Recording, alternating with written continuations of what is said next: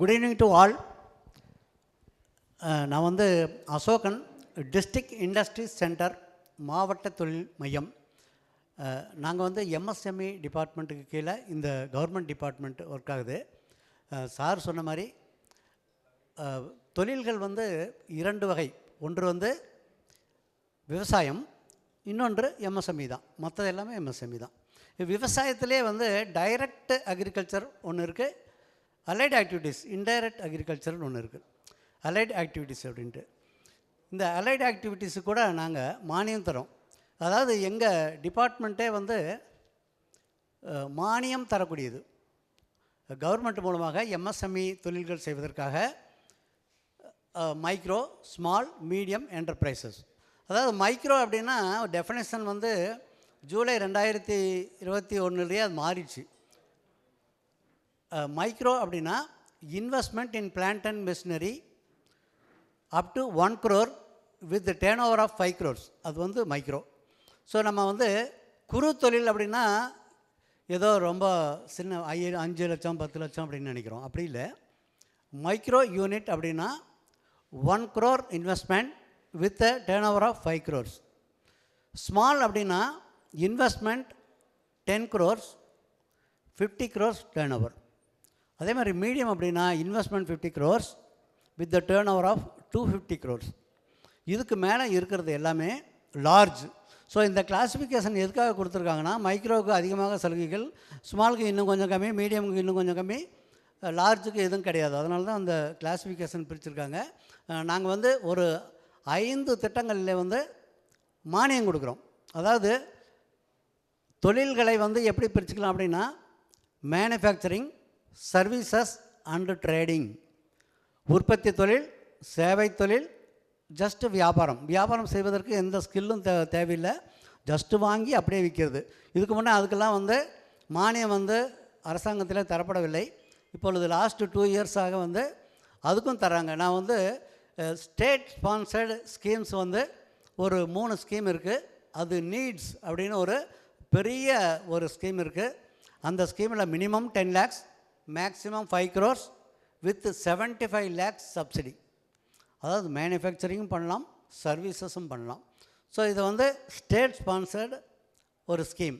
அடுத்தது வந்து UYEGP unemployed employment generation program. எல்லாமே வேலைவாய்ப்புகளை உருவாக்குகின்ற திட்டங்கள். இதில் வந்து யூஒய்இஜிபிக்கு ட்ரேடிங் ஆக்டிவிட்டிக்கு மட்டும் பண்ணலாம். வாங்கி அப்படியே விற்கிறது சார் 15 லட்சம் வரலாம், மானியம் 25%. அதுக்கு வந்து எப்பயுமே வந்து இதுக்கு எல்லாமே ஒரு ஸ்கீம்னா எல்லாத்துக்குமே ஒரு கண்டிஷன்ஸ் இருக்கும். ஒரு அரசாங்கம் ஆணையிடுகிறது என்றால் அதற்கு ஒரு கேபிட்டல், ஒரு ஸ்னாப்சிஸ் வந்து ஒரு 5-6 பாயிண்ட்ஸ் தான் இருக்கும், ஹைலைட்ஸ், சேலியன்ட் ஃபீச்சர்ஸ். ஆனால் அதுக்கு கண்டிஷன்ஸ் வந்து 20-30 இருக்கும். ஸோ எல்லாமே எந்த ஸ்கீமாக இருந்தாலும் ஒரு கண்டிஷன்ஸ் இருக்கும். அப்ளை ஸ்டார் சொன்னார்ங்களா, ஒரு ஸ்டார் போட்டிருப்பாங்க, அது கீழே பார்த்து நிபந்தனைகளுக்கு உட்பட்டதுன்ட்டு.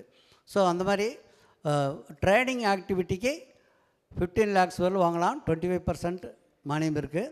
அடுத்தது வந்து அண்ணல் அம்பேத்கர் ஸ்கீம்னு இருக்குது. It is meant for SC/ST only. So அது வந்து ப்ராஜெக்ட் காஸ்ட்டு நோ சீலிங், அதுலேயும் 35% மானியம் கிடைக்கும்.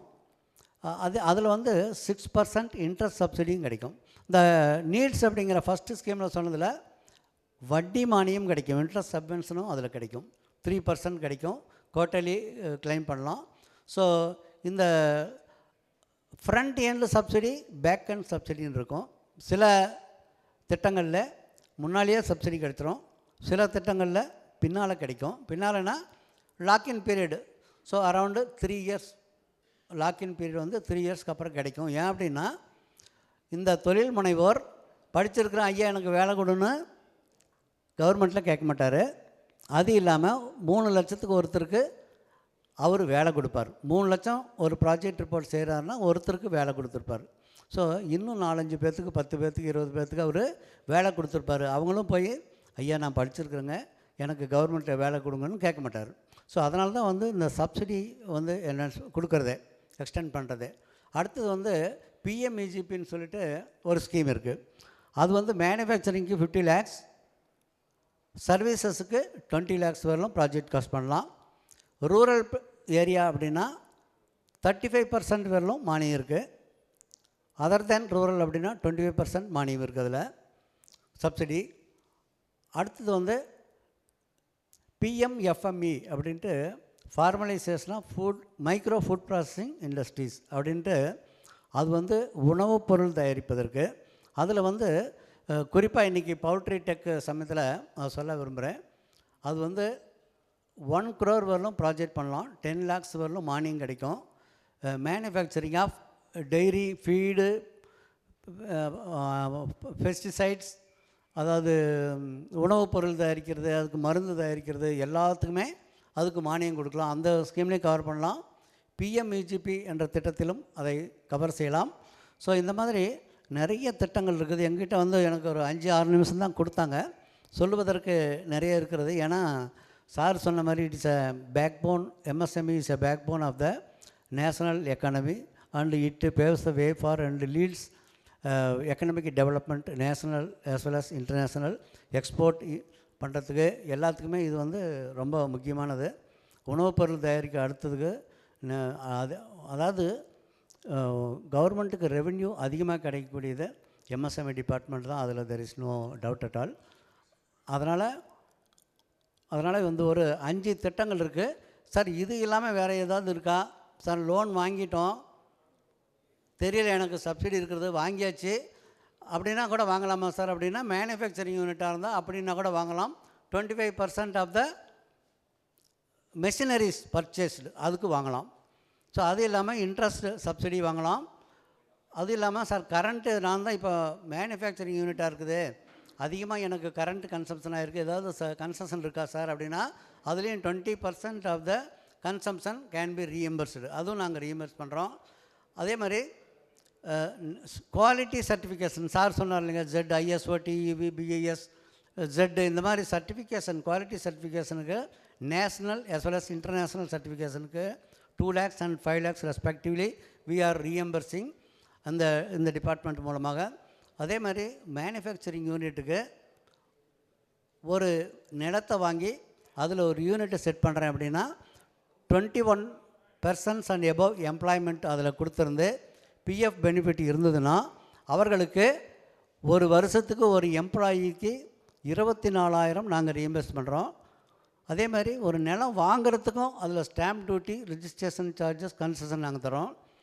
ஸோ அது இல்லாமல் வந்து ஒரு இந்த டெக்னாலஜி என்விரான்மெண்டல் ப்ரொடெக்ட் பண்ணுற மாதிரி ஒரு புது ப்ராஜெக்ட் டெக்னாலஜி அப்டேட் பண்ணதில் அதை யூஸ் பண்ணி ஒரு ப்ராஜெக்ட் நான் பண்ணுறேங்க அப்படின்னா அதுக்கு நாங்கள் கன்செஷன் கொடுக்கலாம். இது மாதிரி வந்து வேரியஸ் செக்டார்ஸில் எங்களுக்கு நிறையா இருக்குது. இன்னும் நிறையா நேரில் வந்தீங்கன்னா எங்கள் டிஸ்ட்ரிக்ட் இண்டஸ்ட்ரி சென்டர் நாமக்கல் வந்தீங்கன்னா நாங்கள் எல்லா டீட்டெயில்ஸும் சொல்லித்தருவோம். அதனால் வந்து தொழில் முனைவர்கள் யாராக இருந்தாலும் எங்களுடைய திட்டங்களிலே பயன்படுத்தி கொண்டு வாழ்க்கையிலே முன்னேற வேண்டும் என்று வாழ்த்துகிறேன். வாய்ப்பளித்த ஸ்டார்ட் டிஎன் அவர்களுக்கு நன்றி தெரிவித்துக் கொள்கிறேன். வணக்கம்.